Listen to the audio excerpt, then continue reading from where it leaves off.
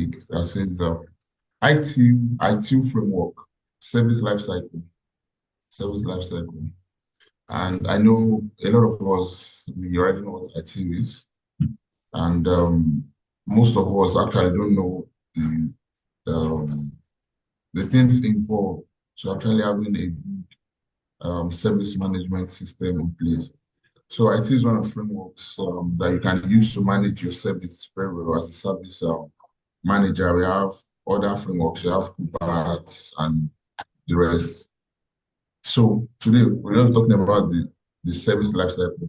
You know, we have products lifecycle, we have projects lifecycle, but today we're talking about the service lifecycle. What happens from the creation of the service to you giving the service, and what happens after you deliver your service. So these are the things that are involved as the service is concerned. You know, for products, you have creation, see decline when the product actually leaves the system or the product dies. So now we're dealing basically on service lifestyle.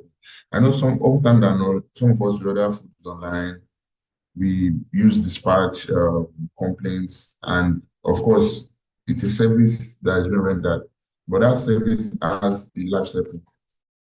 After the dispatch to you, what happens after your service has been fulfilled? There's continuous. So there are some things that are involved in this. So basically, the focus here as a technological company or as a technology person is using this framework for technological things like IT service management, functional technology service management. So basically, this explains it. And also, whether we like it or not, this framework can be used for other parts of life. It's not compulsory the IT in itself. So moving on, the content, introduction to the life cycle, the overview, and the breakdown of the life cycle, which we have, of course, strategy. After you strategize, you design. After you design, there's service transitioning, then operation, then continuous service improvement, then conclusion and questions. Conclusion and questions. So, of course, if you can see the diagram representation, we have 5 processes of service strategy. So let's go. Introduction. So pardon me, I might not be reading the slide, but we're explaining and talking to the slide. So slides are actually for everybody, but I know what is in the slide. So you can just check through the slide while I just talk to it. All right. So like I said, information technology infrastructure library. Basically, everybody uses IT4 now. We had IT3 at some point. Now they're using IT4. It's the latest and most updated. It's developed and the set of practices to manage IT, like I said, our focus with technology now, IT service management.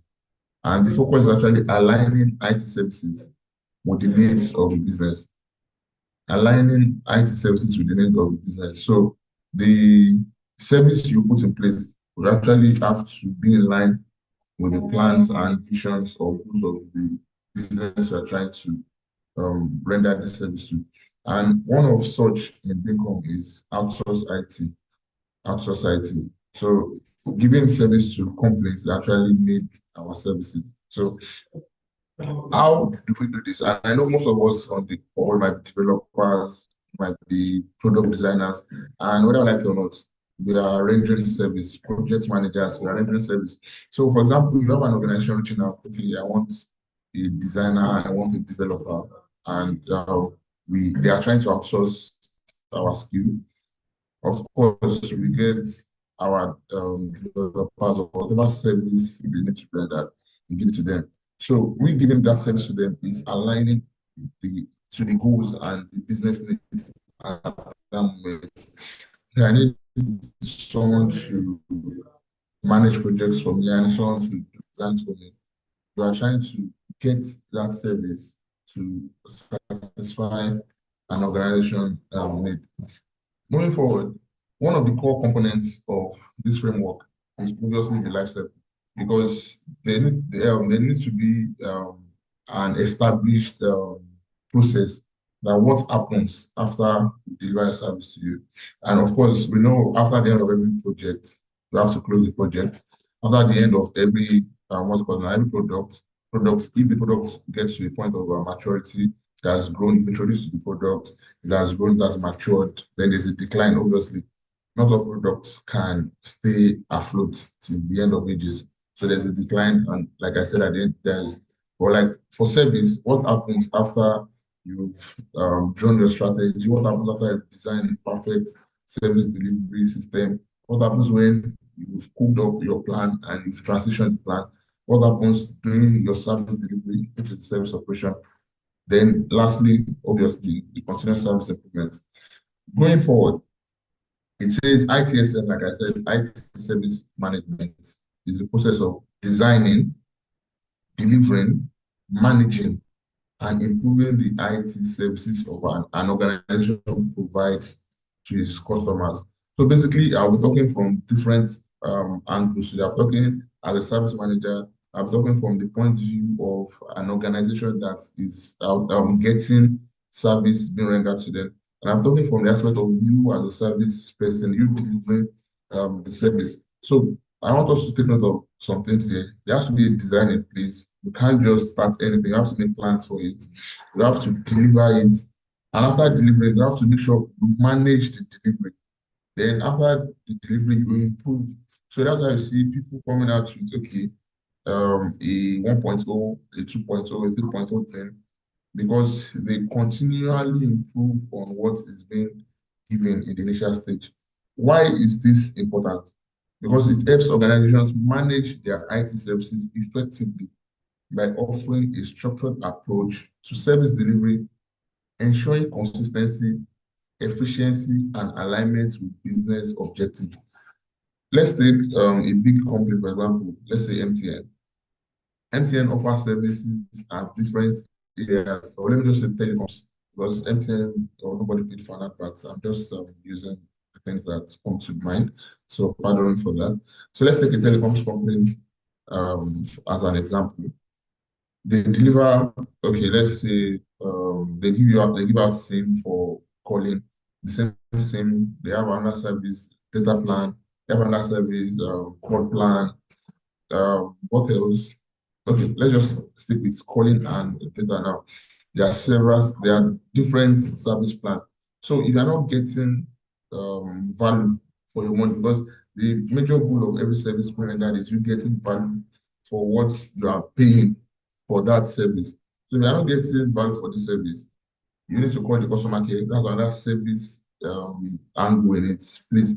So you call the customer care, you make complaints, all these things are have been documented. So you notice that when you call customer care, they have like the first four phrases of things they say, because it has been, that's a strategy.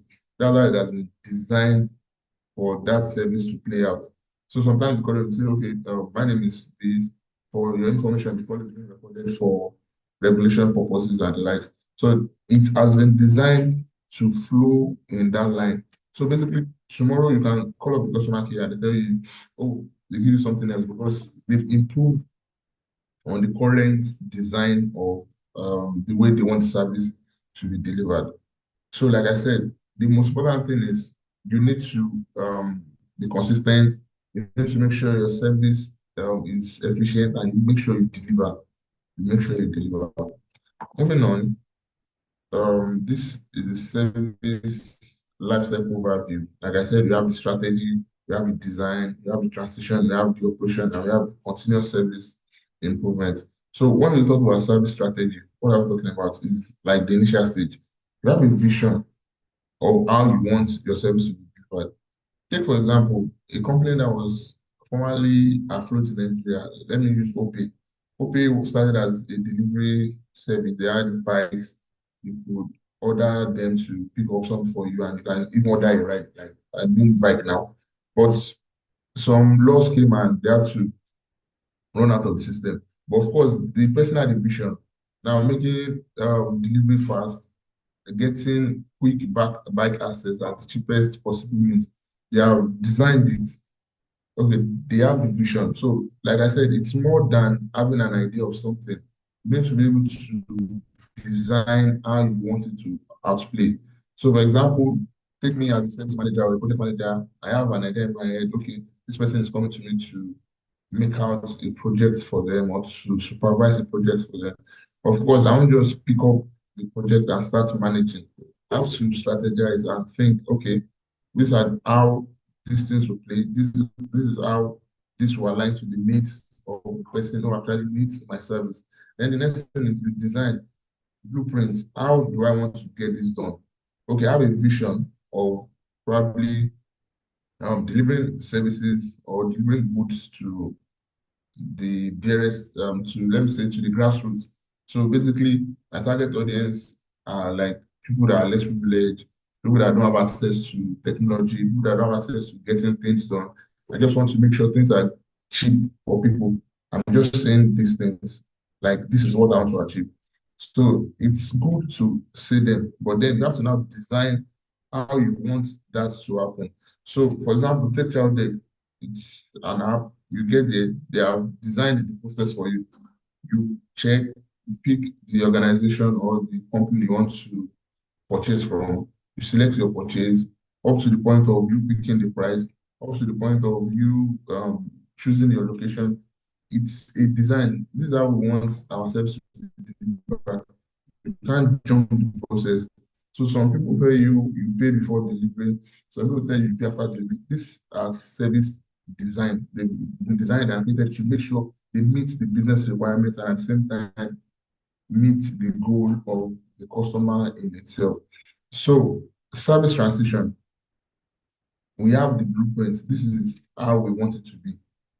Now, when you want to transition from the word, is as if there's something in place and you're trying to make it better, or you're trying to push it over to the next phase.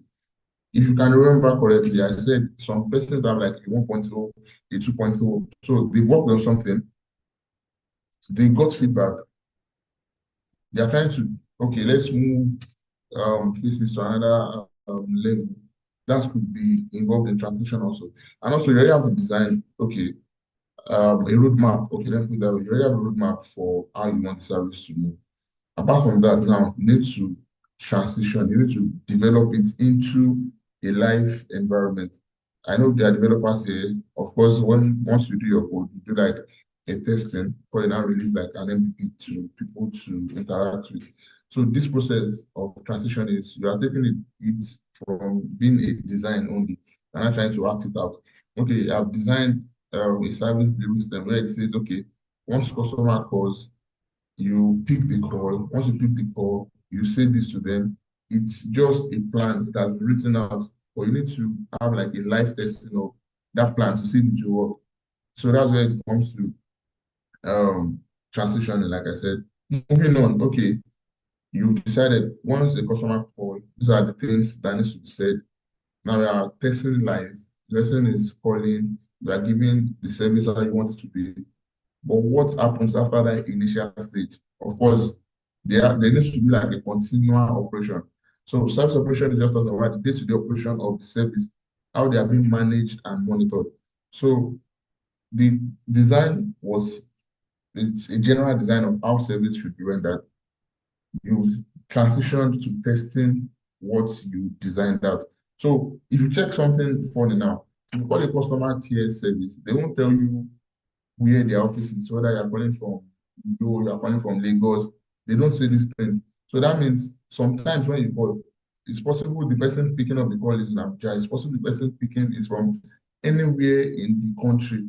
Funny how some companies outsource their, for example, the customer care part to the extent that most people you even talk to, like you're trying to talk to a company abroad, when you call, you know that you're talking to your fellow Nigerian, you know you're talking to probably someone in India. The thing is, the service has been designed and operated in a way that when you call, no matter who you are talking with, they follow through the same procedure.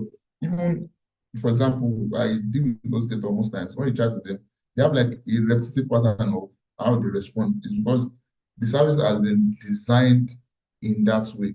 So continual maintenance, which is that service operation I'm still working on. Talking about the day-to-day operation of how the service is being managed and monitored. So irrespective of who picks the call, irrespective of who is delivering the service, they maintain the same pattern. Taking people, for example, the way you relate with a developer who's been outsourced, the same way a designer will relate with you because it's a service. So this is how we want our service to be delivered. If you are working on the service, use this framework. And using this framework, there are things you need to put in place. So these things are being designed, and the daily operation has to go in line with the design that the service is being managed. Now, there's something called continual service improvement, which is the last cycle of a service. Where services and processes are continually evaluated and improved.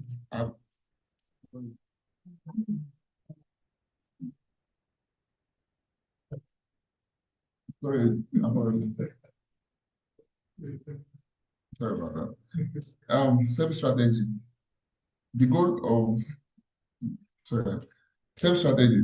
The goal of self strategy, like I said, I've done an explanation, is the phase of where you design or where you make plans for how you want service to run.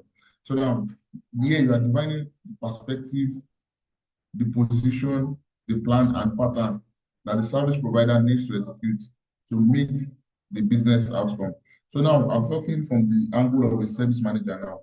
So you've been called upon to look at how a process is, and you're called upon to make it better. So what are you to do? The first thing is, like I said, you have the plan in your head. You have to define and design a strategy in place. Now, what are the key processes to getting a service strategy done? Strategy management, portfolio management, financial management, demand management, and business relationship management. Now, for strategy management, you are establishing and maintaining the service provider's objective. So someone is coming to you now, okay, I want to give service to, like I've given an example, to people in the grassroots. A business owner is coming to you, tell you their problems, that how they want, what they want to achieve. So you as a service manager, you have to design a strategy. Okay, this is the plan. Make it plain, write it out. Okay, the goal of this service is to, I'll use Deck again as an example. The goal of this service is to get people access to various food outlets without them downloading so many apps of different organizations. So, for example, on the app, I can order from KFC, order food from the place, order food from several places in the country, for example. Now they came to you, the sales manager, how do you want this service to be done? How do you want this to be delivered? You would now sit down to make the plan. They just told you what they want to do. But you now need to strategize on how this will be done.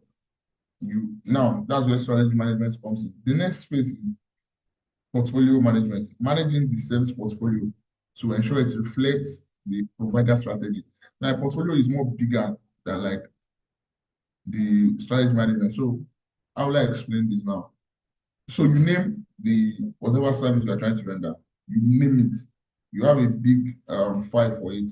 So let me take MTN back as an example. Like I said we have the customer care expert. They give out they have the data service, they have the SIM service. Don't be shocked. The other departments that functions in line to get the service done. For example, they have their NOC engineers giving out service to make sure the masts and everything are being connected, to make sure connectivity is key.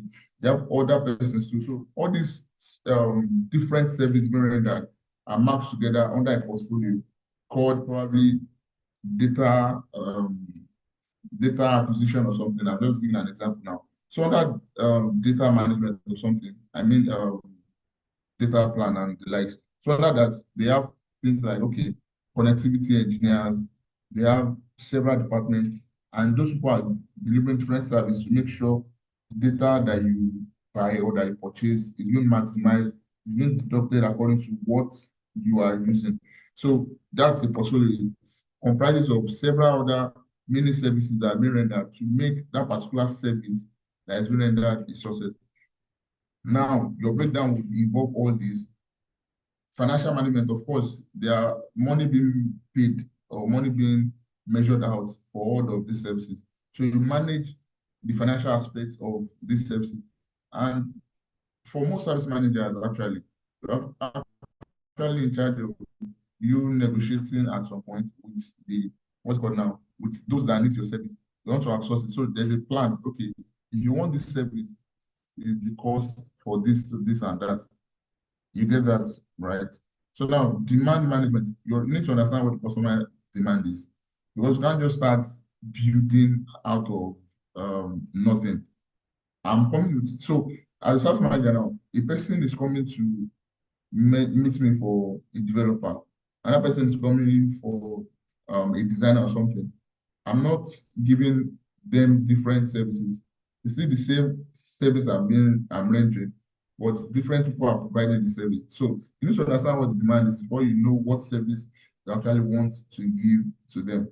Of course, relationship management. You need to have a positive relationship with all stakeholders, the customer in this sense, because you are being the service you provide is actually for the customer by the business owner or by the organization you are representing. Now, what is the outcome for this service strategy? What are we trying to achieve now? Now, a clear service strategy that aligns IT services with business needs, ensuring that the organization can achieve its objectives. Going back to MTN, for example, or a telecoms company, these people are here to make sure you can call and reach people seamlessly. You can come online and browse seamlessly, and there's no issue. So it becomes an issue when I have a SIM and I can't do all these things. That means the organization objectives are not being met. So that's why at the time there was this nationwide go and register your NIN, go and do these things. Now, a service became in play by The service came to play by MTN or whatever telecoms company. Now, to the point that when you go to that place, they tell you come and register your NIN, they have to create a sub-department to make sure these things are being rectified. Because the objective is to make sure you have a SIM and have access to the other services they render. So they have to make sure the objective of the organization must be met. So they have to cover out a part that will help you with whatever it is that you are. Service design, the next phase. Okay, you've planned, you know the perspective, you know what you want to achieve. But now, service design. In service design, who are the key stakeholders, or what are the things you actually need to watch out for? You need to know what the government policy is, or the IT practices. So I'm going to come back home and streamline this just tech industry. Now you have to know what the regulatory rules are, you have to know the practices, you need to know the process, you need to know what policy you need to put in place. For example, now, if you are managing a system that has to do with database and all, you need to have like a data control system in place. You need to have like cyber security control in place. So not just anyone can have access to your data. You need to design all these things. Okay, for the person managing the database, what are the things that will be involved? Make sure it's being controlled, make sure everything works out fine. Now, the four P's of service design, as you can see, product, partners, process. These are the things that are your concerns here. And if you look at them, the diagram well, all are working simultaneously, they are interwoven. So your product must go in line with the people, your partners must be happy, and your process must be the right process. You don't jump process. There are rules to getting things done, and this will guide you to delivering the best service. What are the key processes? Design coordination. You ensure consistent design across all IT services. Just like I gave an example, if you call an MTN customer care or any customer care or whatsoever, they almost operate the same way. The only difference you notice is this person has a different name, this person has a different tone, or the way you chat, this person is not the person I met. But like you can see they've gone through an induction and they understand how to manage the people. It's like that because they have a good design in place and it's well coordinated. Catalog management, maintaining a catalog of available services. Now, as a service manager, you need to know the kind of services you are rendering. You are not going outside that bracket. I'll take outsource IT, for example. There are some services we don't render in the organization. There's a catalog of things that we do. So if someone is coming to ask for a service you didn't render, of course, you have to decline and say, no, sorry, we don't render the service. I'm talking now, I'm talking from all perspectives now. The service manager, I'm talking from the aspect of you managing the service. I'm talking about the aspect of you being the one that is being asked to manage that service.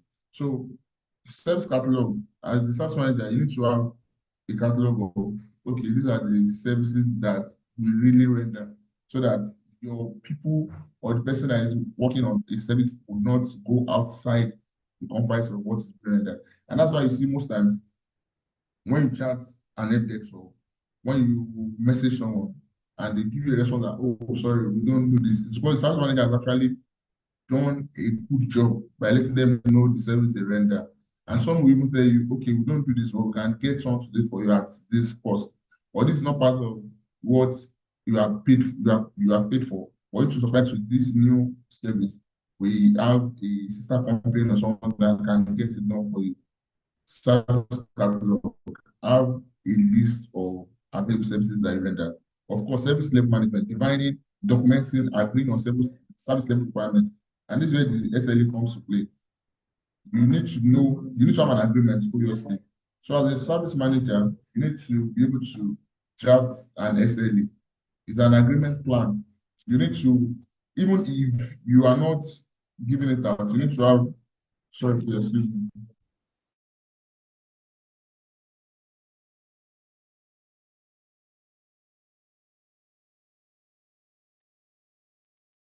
Sorry about that, thank you. So you need to know how to write an SLA. So for good organizations, they don't stress once they have a service manager.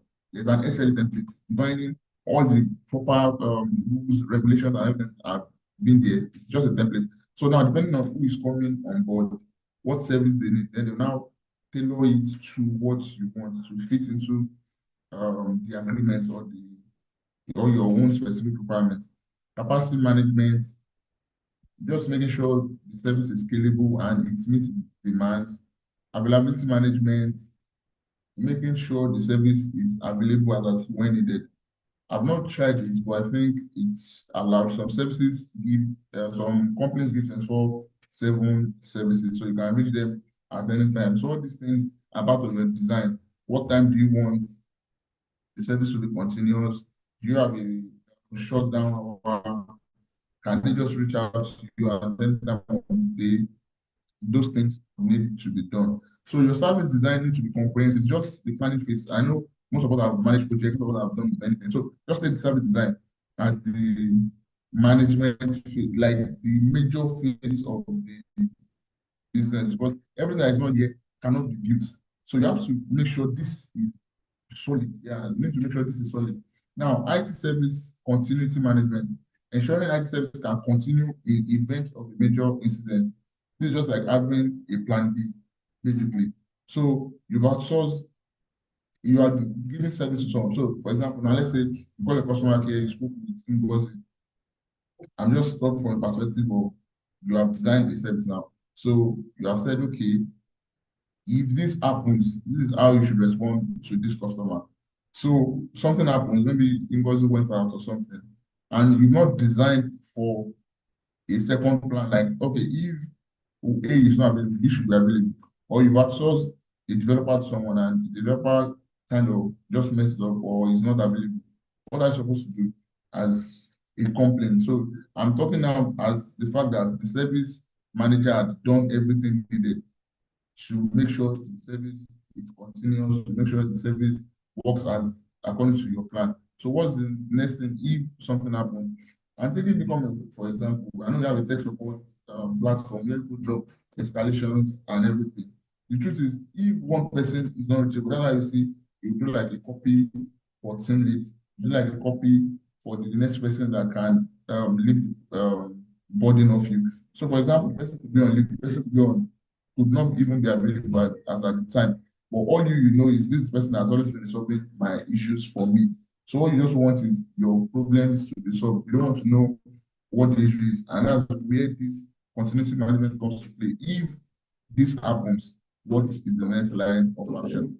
So you, as a service manager, you need to be proactive and think about different scenarios to make sure when this happens, there's someone or there's a mitigation in place. Like I've said, information security management, information is key, data is private. So make sure everything that is being designed, the customers' information are being private. They are not being it's not given out to anybody. There's integrity. Not everybody can just access what you have in place. Supply management, of course, managing supply relationship and contracts, like I said, depending on the level of service you are rendering. So, as a service manager, okay, you are getting supplies for some things from another organization. How well are you managing that relationship and are contracts being drafted to this effect? What is the outcome? If you have a good service design, what are you expecting? A comprehensive service design ensures IT services are reliable, available, secure, and meet agreed service levels and meet agreed service level. I hope I've done justice to this, but please, as the discussion is going on, or as we are sharing this, you can write down your questions, you can start listing them because after I'm going to have the opportunity to talk. And I think my time is fast spent, so I'm going to rush a bit now, but I want us to please just look through the slide. I'm just going to talk to it, like I said, I might not read them word for word and we move. Now, service transition governance, just focusing on how the work will be complete, focusing on how everything you said, how it should be transitioned into a live environment. It's good to have theoretical plans, it's good to make the design, it's good to draft out the blueprints. For example, now, I know most of us don't know how to probably read, is it technical drawing or architectural drawing of a building? I just look at the blueprint, I'm like, what exactly is this? But now, when you be like, this is just maps and diagrams and everything. You can't relate to it. But when you now see the building standing tall, you'll be like, really? Like, so this is exactly what I'm seeing on paper. Because I can't imagine having like a 10-story building, drum house on a flat book. It's not going to make sense to you. Like, what is this? Until when the building is standing tall. Same way with service, you might have the best service design, you might have the best strategy, but if the design is not done right, if people are calling for a service and you're not meeting them with the right attitude, you're not giving them the right support, then all your planning has gone to waste. So taking note of this, every stage of the service management or the service life cycle is as important as the service in itself. What are the processes here? Coordination, making sure the support is available, making sure the life cycle is being controlled to minimize disruptions, making sure you deliver the service as indicated, making sure. So this transition is just like you just making sure everything that has been designed is actually what you are pushing out there. It's actually what you are giving to that service, ensuring that you give the right impact for your service. And yet, you can check out the key processes. Release and deployment management, you plan and schedule when you want to move this to the live environment, what you want to release at this stage. Of course, there are various stages of service management. So depending on like the need of the organization or the need of the company or whatever person you are measuring the service to is what they get. And if you have been careful, you have been observant, there are some service organization will tell you, okay, this is what we give to, these are the premium service we give, these are the premium service we give. So for service transition, depending on that level, before you know, okay, this is how it needs to be done. Of course, you have to validate and make sure you test very well because this is the life phase and this will impact a lot of things to the way you deliver your service. What is the outcome? Successful development of service into live environment with minimal disruptions and maximum efficiency. What you're trying to achieve here is maximum efficiency. You want to make your customers happy. You want to make all stakeholders happy. We check the diagram now. I'm not sure if this is clear enough. You have change staff, you have aligned technology, you have documented processes. And that's why we encourage documentation so much, because basically the person in charge of the service now or that has resolved an escalation might not be the one coming back to do that resolution again. So as service manager, your service transition or whatever you are working on, trying to work with the design, must carry out documentation. That's why we encourage, okay, you're building a product as a developer, you are running your designs, make sure you have proper documentations done in place so that by the time you are coming back, okay, for example, let's say you discover a risk, you will solve it. How did you solve this thing? There's an incident, you will solve it. How is this being resolved? You you discover a problem, you resolve it. How is this being resolved? And if you take note of that diagram, there's something called trained staff. So you need to have the best and delivering these tools, delivering this service. And of course, they have to use the best technology, follow the right process and the best practices. Operation, operation. Self-operation it ensures that the service are delivered efficiently and effectively. Let me come for example. I know we have a service level 1, level 2, level 3.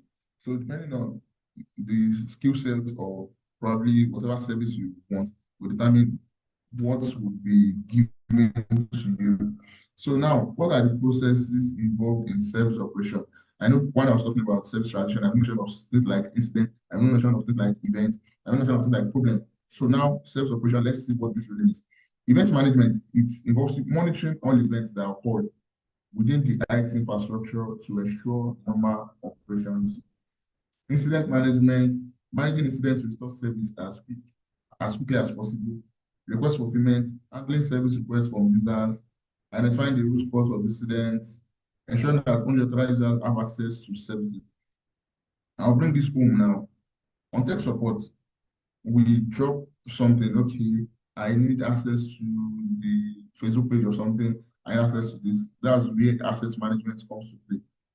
It's a service being delivered. But all these things are still going back in line to the service design. So how do you want access to be given?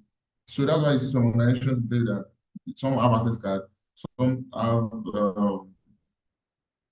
how will I put this now? Some have levels. They can tell you analyst one, analyst two, analyst three, and you have things that you actually have. You can't just have access to anything in the organization, irrespective of where you are or where you are operating. So as a sales manager, you need to put all these things in place. Know that okay, for a person with access level one, these are the things they can only have access to.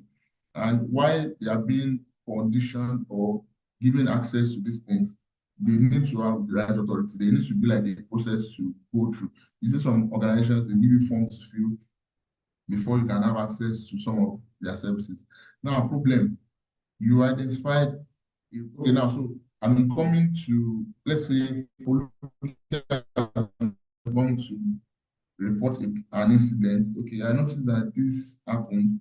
At first, it's just an incident reported by Funke. You escalated. They are trying to make sure it's resolved quickly. It's being resolved. Now, let's imagine documentation is not done. Tunde comes back again for the same issue.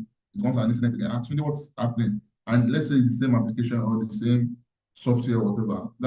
But they have having the same problem. Let's say I'm having a login in problem. It was fixed. Another person comes the next day, login problem again. It was fixed again. The third person comes again, login process problem again, or incident again. So all these things, as they are coming one after the other, if it's coming frequent, it's no more an incident, it's now a problem that needs to be fixed. So at this point, you need to discover the root cause. So that's why documentations are very important, and how these are being managed too is important. The service operation process,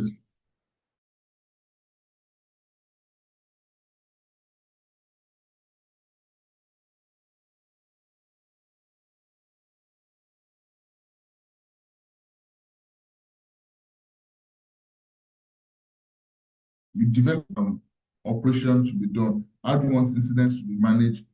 And request fulfillment is basically you fulfilling the request of your customer. So until the request is being done, it's not, until you fulfill that request, the service is not yet closed.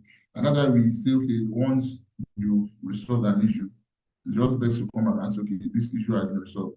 And this is where ticketing comes to play. You know, sometimes some organization will tell you, okay, take note of this ticket number. You have noted your issue and we'll get back to you. Then you can log in to see, okay, it's been assigned. Some things that your like the issue, your escalation is being assigned to someone, meaning don't worry, we are working on this. And of course, depending on the SLA you drafted, that will tell you when your resolution must be done. So some persons can sign 24 hours SLA, within the next 24 hours, the incident or problem escalated must be resolved. If it's not resolved, it starts counting against the organization. So let's say we've been outsourced to manage websites, we've been outsourced to manage database, we've been outsourced to manage applications for someone, and you have an SLA agreement of whatever escalation you bring will be resolved in the next 1 hour, and we are being paid for it. So if in the next 1 hour that service, that incident is not being resolved, then it becomes a minus to the organization. Then it starts counting against you. So as a service manager, you know money is being involved. That brings you back to your design and transition. What are the things you put in place? If escalations go beyond We are out of the time. SLA period. Hello. Hi, Iyanu. Good morning. Sorry for the interruptions.